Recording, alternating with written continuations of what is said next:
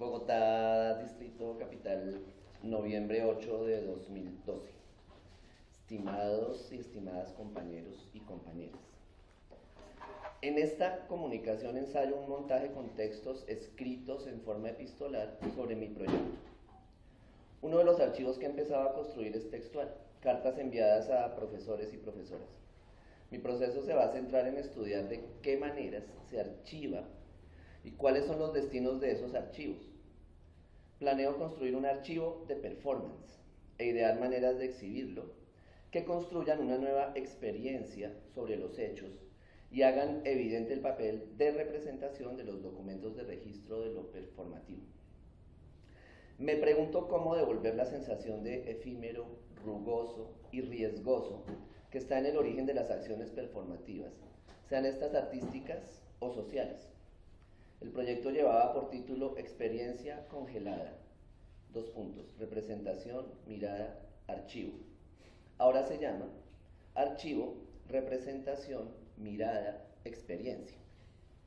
Al tiempo, con la búsqueda de objetos y métodos, me propongo indagar por la genealogía de la acción de archivar, curar, comisariar, museificar.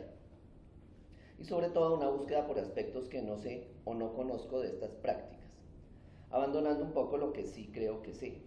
Es decir, ya no me centro tanto en la idea de que la documentación convierte en objeto o en mercancía algo hecho para no durar, sino que trato de hallarle otras posibilidades. Asistir a exhibiciones sobre memoria puede ser el inicio de construcción de herramientas y aparatos de interpretación. Esas galerías de memoria tienen algo en común con The Tanks, el museo de performance de la Tate Modern Gallery. Por ahora, por alguna razón le dan un domicilio a las memorias, quieren cosificar acciones. Del mismo modo, exhibir mi propia colección es también, literalmente, la construcción de uno de dichos aparatos. En esto puedo parecer ahora ambicioso, pero es más bien un optimismo que guía la búsqueda. Siempre que leo sobre esas herramientas de interpretación, me sueño con que en realidad sean objetos manipulables. Tengo pendiente organizar mis montones de documentos, clasificarlos, guardarlos, analizarlos. Tal vez lo aplazo día a día porque no quiero entender o racionalizar mi propia memoria. ¿Se puede comunicar sin ordenar?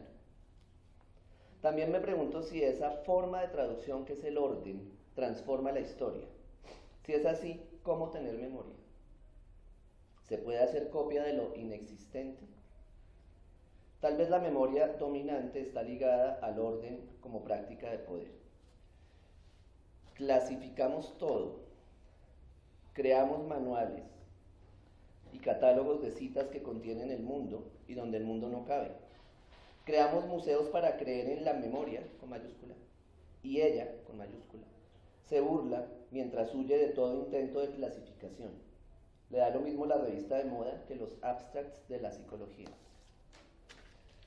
Trataré de atar un poco estos cabos. Tengo la intención de transformar y transformarme, de usar signos y objetos para hacer evidentes unos juegos de poder. Tarea que impone esta actitud, no creer en la posibilidad de la verdad, ampliar mi finalidad, no perder de vista las prácticas de archivo con relación a los sujetos y con relación a las fuerzas que las gobiernan, posibilitan, incentivan o marcan. También describir los fines, estrategias y programas presentes en ese campo de fuerzas, su historia, sus lugares de origen. Descubrir su importancia o papel en el campo de fuerzas general. Mi pregunta en este punto, ¿cómo desnaturalizo el archivo? ¿Podría hablarse de una pulsión de archivar? Me propongo hacer una labor detectivesca para mostrar que tal pulsión es socialmente construida. Archivar es una acción antinatural, responde a un orden y a una concepción de mundo. ¿Por qué hago esto? Creo que persigo la deconstrucción del valor que tiene en esta época la memoria. Tomar posesión del pasado para librarse del horror, conservar y transmitir se ha vuelto un valor incuestionable. Sin embargo, yo quiero saber cómo se elige lo que se conserva y cuáles son las dinámicas de conservación y circulación de esas reservas de memoria. Desentrañar el mecanismo de guardar como manera de control. Sigue flotante mi obligación de mantenerme dentro, pero al margen. Es decir, no ceder al impulso de tomar partido, Por eso tal vez sea un paso en falso querer ser también el objeto. Con ser el instrumento que mira e interpreta, ya habré realizado una zambullida importante, pero tal vez no. De nuevo hay un impulso binario. ¿Por qué no objeto, instrumento, observador e intérprete a la vez? Mis preguntas, de las que me sentía tan seguro, tambalean. Una era: ¿cómo y con qué fines se construyen documentos audiovisuales y archivos sobre las acciones sociales y estéticas? ¿En qué medida esta mirada transforma el escenario de lo social performático intrínseco en dichas acciones? Esta pregunta obliga a incluir una definición de escenario y la manera como se ha gestado. Es posible que lo que se transforma no sea un escenario, sino una característica o atributo. El movimiento que yo estaba presintiendo en la captura de las imágenes que luego constituyen documentos está aplicado a los elementos del performance. Cuerpo, espacio y tiempo se vuelven cosas. Dejan de habitar el mundo de seres y entran en el de objetos. La otra pregunta: ¿cómo diseñar un archivo cuyos documentos, al ser expuestos, movilicen la experiencia hacia la construcción de un relato móvil y colectivo? En esta hay un ingrediente cristiano y se abandonó la idea de construir un relato. ¿Hay otras formas de asir la experiencia? He aquí otro elemento a desnaturalizar. Es urgente encontrar los objetos a pensar y empezar a pensar. La idea de archivo está deslocalizada. Otra tarea: situar esta investigación.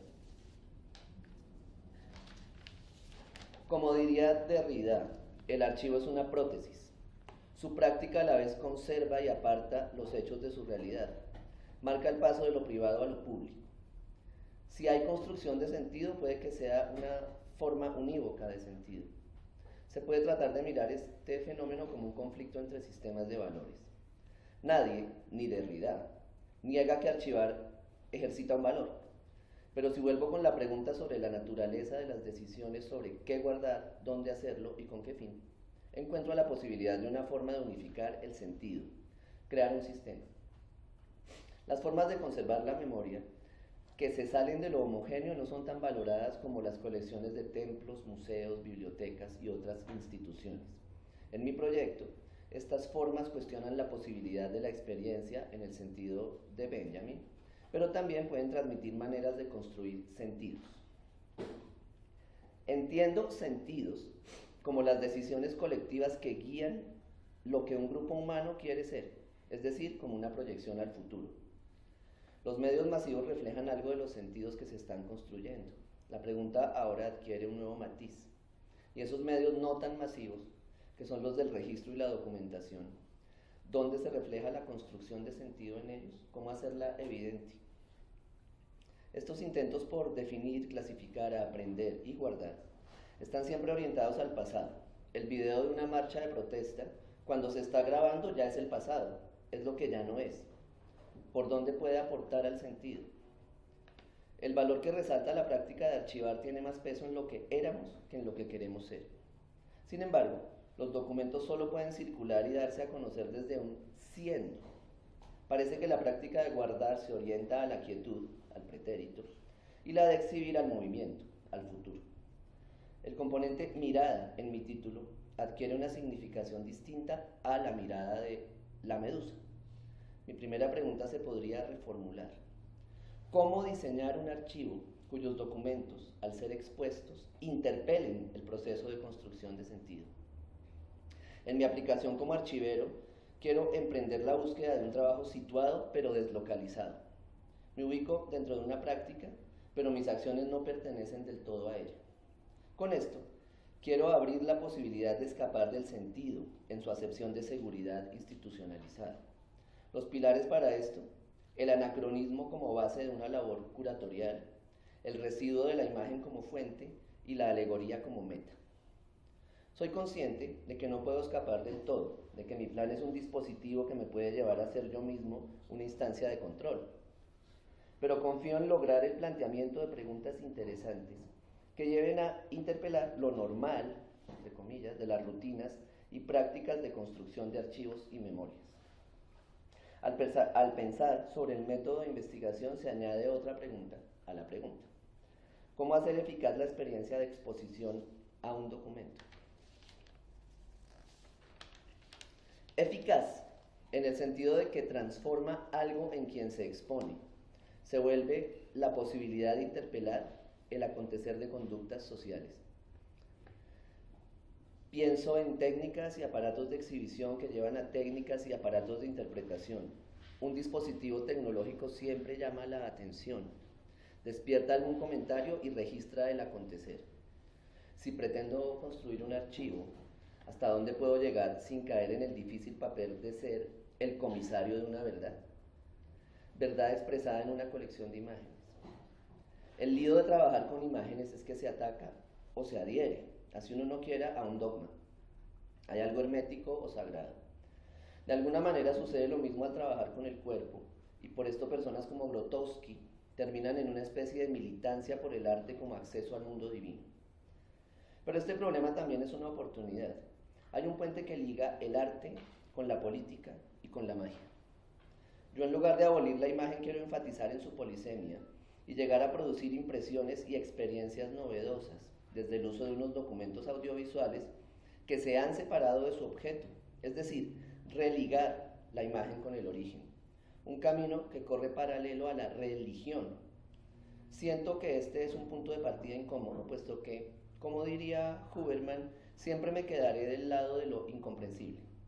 Reaparece con esto la idea, tomada de Benjamin, de que no hay algo por resolver, de vivir en constante paradoja, en constante peligro o huida. Pensar sobre la memoria y las formas en que creemos en la posibilidad de su materialización. Hay una tensión que no se puede resolver sino dejar ser. En mi plan de trabajo original, la idea de identidad parece un fantasma que acecha. Ese fantasma me hace inclinarme por una resolución, cuando lo que debo hacer no es resolver, sino exhibir. La solución es una paradoja. Como la risa, libera tensión para alcanzar más tensión. La mirada siempre será un corte transversal. Una imagen atestigua que la realidad continuó. Verla desde nuestro lugar es la posibilidad de montarnos en esa continuación. Lo que ha cambiado hasta aquí son las preguntas y sus detonantes. Se trata de unir representación, orden, memoria, política y magia en el diseño de un mundo archivado y catalogado por el azar de mi relación con el movimiento que ha dado lugar a su registro audiovisual. Cordial saludo, Alejandro Jaramillo Hoyos.